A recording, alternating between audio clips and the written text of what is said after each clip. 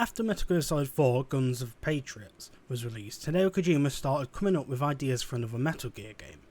The game was meant to feature the boss and her comrades, the Cobra unit, as main characters.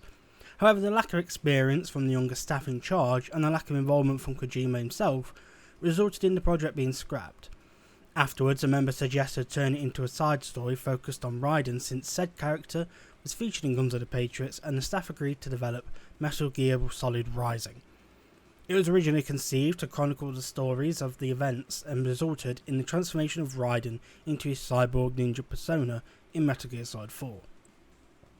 Rising would have taken place during a point in the series chronology at which Raiden had already begun his transformation into cyborg form, albeit with different appearances from the ones seen in Metal Gear Solid 4. The game was originally being developed internally by Kojima Productions, who announced the game in 2009 under the title Metal Gear Solid Rising. However, the team were met with difficulties in developing a game based on swordplay, so executive producer Hideo Kojima postponed its development until a solution could be found.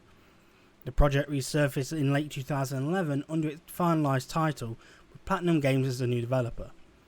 The game underwent significant changes in its play mechanics and storyline under Platinum Games' involvement, although Kojima Productions retained responsibility for the game's overall plot and Raiden's design. The new version, titled Metal Gear Rising Revengeance, was first revealed via a trailer shown at the Spike Video Game Awards on December 10, 2011. Platinum Games had requested a change of setting in order to have less restrictions on the creation of the game. Shortly after starting development, Platinum Games discarded the stealth element, with Kojima noting that the original staff did not find it fitting with the high-speed action. However, there were some stealth elements, such as the classic box cover, being incorporated, as director Inaba found the original system was too dull. The rewrite of the game's script took 2 months, in contrast to the original one, which took 10 months, with scriptwriter being Etsu Tamari. Tamari often discussed with director Santo when the two studios had different opinions regarding the story. The plot was rewritten with the idea of being accessible to people who had not played previous Metal Gear games. There was also a need to reduce the length of cutscenes so that it would balance the playing time. However, no part of the script was removed in the process. Players assume control of Raiden, a katana-wielding cyborg. He is initially playable in his standard body form, which resembles the body used by Raiden in Metal Gear Solid 4, but with a more natural-looking face. The player can alter Raiden's appearance throughout alternative skins. Unlike previous titles in the Metal Gear series where players try not to be noticed by enemies, Rising is action-orientated, focusing on sword fighting and sophisticated cutting system to fight and defeat enemies. Although Raiden's main weapon is a high-frequency blade, he isn't restricted to just that, as he can use other replaceable blades, sub-weapons, or secondary weapons. Raiden can wield sub-weapons such as 2 kinds of rocket launchers, 4 kinds of grenades, the iconic cardboard box, an oil drum, and a 3D photo frame. Otherwise, the secondary weapons can only be obtained after defeating the game's bosses. The cast is filled out with a lot of colourful characters that have been enduring memes as time marched on. Blade Wolf is a character who undergoes a significant arc, beginning as a cold-killing machine who was one of the first boss fights of the game, to then becoming an understanding and emphatic loyal companion to Raiden, who even goes on to get his own mini-story DLC, but more on that later. Even characters with very brief appearances like Monsoon make a big impression thanks to his dialogue and unusual design. For a game with so many fun characters, they still managed to get upstaged by Senator Armstrong, who might be the most enduring meme from the entire franchise. Everything about Armstrong is wonderful. His very understated design in a cast full of weirdo cyborgs. He's balding, fights like a mix of a sumo wrestler with some moves of an American football player, and best of all, everything he says is weirdly agreeable. Even the heroic Raiden managed to agree with some of his points about making America great again. The Armstrong boss fight is even more memorable because Armstrong's boss track is one of the greatest boss tracks ever composed in any game ever made, and just hearing it will get your blood pumping and itching for a huge showdown. Every piece of music stands out as a whole, crowning Metal Gear Rising Revengeance as the entry with the best soundtrack in the series. Not only is each boss track amazingly listening on their own, the game has a dynamic soundtrack so that the action on screen will synchronise with the music to heighten the astonishing battles and make all of them memorable in their own ways. The overall feel of the combat and implementation of Blade Mode still feels as aggressive and stylish as ever. The parrying system was a risky design choice that ultimately paid off.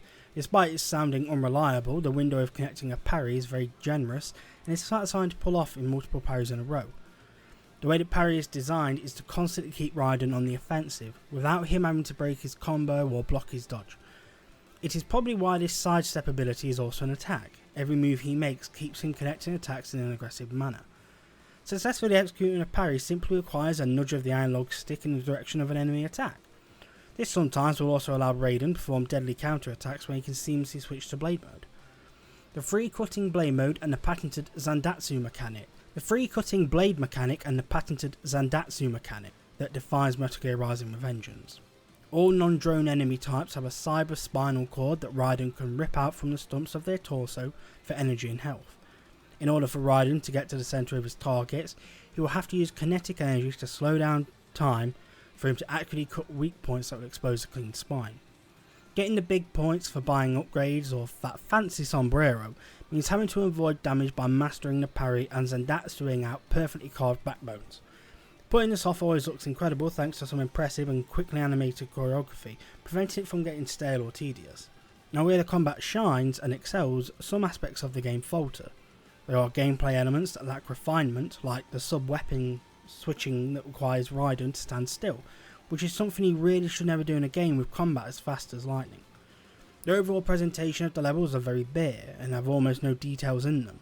The geometry of the stages tend to be very limited, with almost no round edges to be found at all. Most notably, the pacing of the chapters is inconsistent. Chapter 1 is a reasonably length and has a mid-boss fight with Blade Wolf, and climaxes in a battle with Mistral.